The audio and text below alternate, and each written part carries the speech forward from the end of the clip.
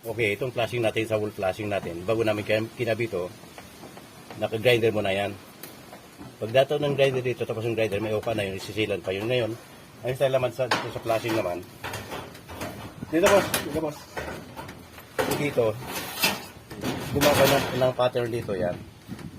Para talaga ano siya, moldings niya. Diamond 60 dyan ha. Ginawitan namin yan. Dupitan natin para tatama pa. Yan na finish na ngayon. Yan, may good na yan. May good na yan. Ito siya ngayon. Yan na finish na.